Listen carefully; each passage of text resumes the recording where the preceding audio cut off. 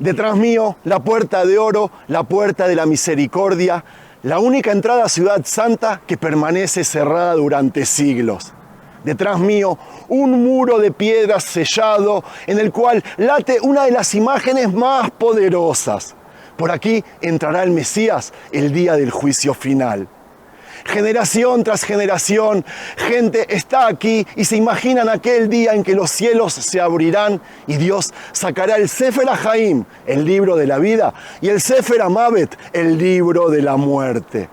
Amigos, detrás mío, la muralla a Jerusalén, y delante mío, que enseguida van a ver el valle de Cedrón y el monte de los olivos, aquel lugar donde será sentenciado el juicio eterno a todas las naciones. Y por eso hoy quiero hacer un video sobre lo que significa el libro de la vida y el libro de la muerte, tanto para los judíos como para los hermanos cristianos. Y sí, mientras recorro este lugar, vamos a hablar del mismo y qué es lo que tenemos que hacer nosotros, según la interpretación de los profetas, para poder ser inscritos y sellados por la misma mano de Dios para siempre. Empecemos.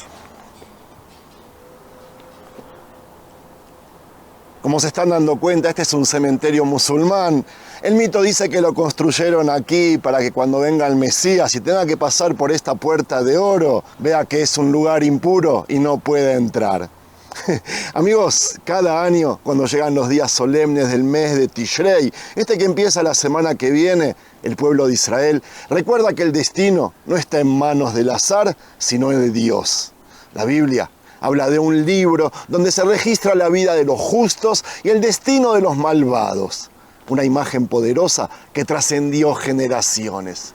En el Salmos está escrito: borrados sean del libro de los vivos, que no sean inscriptos con los justos. En Éxodo, después del pecado del becerro de oro, Moisés suplicó: ahora si perdonas su pecado. Y después dice: y si no, bórrame del libro que has escrito. Y Dios respondió: al que pecare contra mí, a ese borraré de mi libro. ¿Qué libro? Después se los voy a contar. Estas palabras marcaron una verdad central. La vida de cada ser humano está delante de Dios como escrita en un registro que es eterno. En la tradición judía, este libro no es solo una metáfora. Durante Rosh Hashanah, el Año Nuevo judío, se cree que todos somos presentados delante del juez supremo, que abre el Sefer HaHaim, el libro de la vida, y el Sefer HaMavet, el libro de la muerte. En estos mismos días se pide ser inscrito en el libro de la vida buena, y por eso el saludo tradicional entre nosotros los judíos en estas fechas es Hatimá Tová, es decir, que seas firmado, inscrito y sellado para bien. No se trata solo de palabras bonitas, sino de una convicción. Que en estos días que se decide quién vivirá, quién prosperará, quién tendrá paz y quién será probado con dolor, sea inscrito en el libro de la vida. Luego en Yom Kippur, mal traducido como Día del Perdón porque es el día de las expiaciones, llega el momento del sello final. Mientras Rosh Hashanah es visto como el día del juicio, Yom Kippur como el día en que la sentencia queda firmada. El Talmud enseña que 3 libros son abiertos en el Año Nuevo judío, uno para los justos, otro para los malvados y otro para los intermedios. Los justos son inscritos y sellados de inmediato para la vida, los malvados para la muerte y los intermedios permanecen suspendidos hasta Yom Kippur.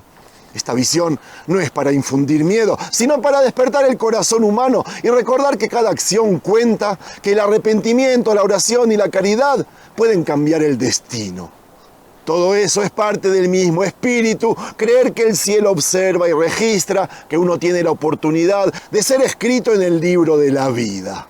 Amiga, amigo, el concepto es esperanzador. ¿Saben por qué? Porque el judaísmo no presenta un destino fijo o algo que sea irreversible. La vida no está sellada sin remedio. Allí está la fuerza de la tradición judía en creer que, aunque el juicio es real, siempre existe la posibilidad de regresar, de corregir, de volver al camino correcto. Este énfasis en la escritura y el sello divinos no es casual. Israel siempre fue un pueblo que desde sus orígenes entendió que la historia y la vida no son un accidente, que cada hombre, cada acción se registra en la memoria de Dios. Y esa memoria no se puede ni manipular ni borrar con discursos. El libro de la vida se convirtió entonces en un símbolo no solo de justicia, sino de misericordia, porque Dios da al hombre la posibilidad de cambiar la página antes de que quede sellada.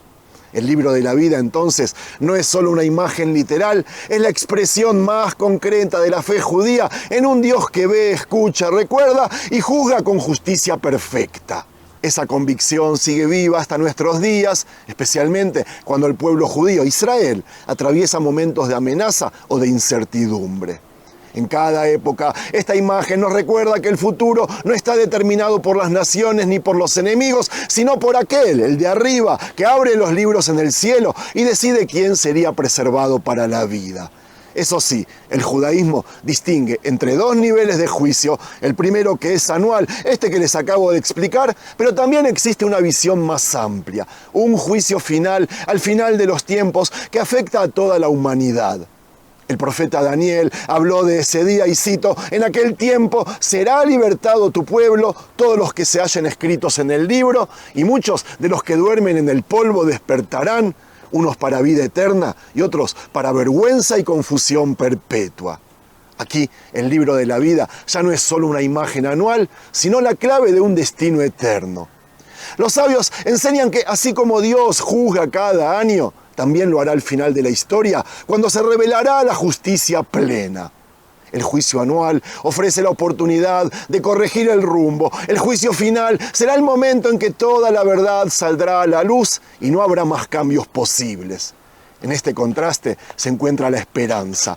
Cada año, Israel, que tiene la oportunidad de arrepentirse, de mejorar, de inclinar la balanza hacia la vida, pero al mismo tiempo se mantiene la conciencia de que un día la historia completa será evaluada y ese equilibrio entre lo inmediato y lo eterno moldea la espiritualidad judía de generación en generación. Lindo, ¿verdad? Para que los hermanos cristianos entiendan mejor lo que estoy intentando de explicar, haré un paralelo con su fe y diría que en el cristianismo el libro de la vida aparece ligado directamente a la figura de Jesús, Yeshua. El Apocalipsis describe el juicio final y los muertos fueron juzgados por las cosas que estaban escritas en los libros según sus obras. Y después se aclara que solo entran en la ciudad celestial los que están inscritos en el libro de la vida del Cordero. La diferencia central, como vemos, con el judaísmo es que aquí no se trata de un juicio renovado cada año, sino de un registro definitivo asociado a la fe en Cristo y a la salvación eterna. Para muchos hermanos cristianos, estar escrito en ese libro significa ya tener asegurada la vida eterna, mientras que quien no figura queda condenado para siempre. En contraste, el judaísmo entiende la inscripción en el libro de la vida como algo dinámico y renovable. Cada año se abre una nueva oportunidad de cambiar el decreto, como les dije, pero en el cristianismo se enfatiza la gracia y la salvación por medio del Mesías. Mientras que en ellos es así, el judaísmo insiste en la responsabilidad continua de las acciones y en la posibilidad de volver a empezar. Amigos, antes de seguir, quiero pedirles que si les gusta el material que hago, se suscriban al canal, no se olviden, eso me ayuda muchísimo y es súper importante. Quiero terminar con un cuento de Jorge Bucay llamado El Buscador. La historia de un hombre conocido como tal que un día sintió que debía ir hacia la ciudad de Camir, algo metafórico. Había aprendido a hacer caso riguroso a esas sensaciones que venían de un lugar desconocido de sí mismo. Así que lo dejó todo y partió.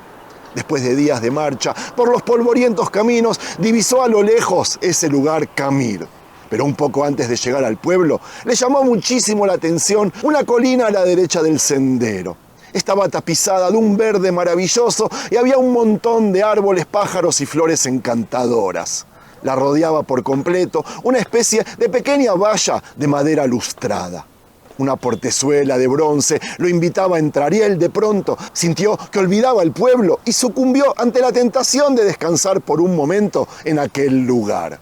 El buscador traspasó el portal y empezó a caminar lentamente entre las piedras blancas que estaban distribuidas como al azar entre los árboles. Dejó que sus ojos se posaran como mariposas en cada detalle de aquel paraíso multicolor. Sus ojos eran los de un buscador y quizás por eso descubrió aquella inscripción sobre una de las piedras que decía: Abdul Tarek vivió 8 años, 6 meses, 2 semanas y 3 días.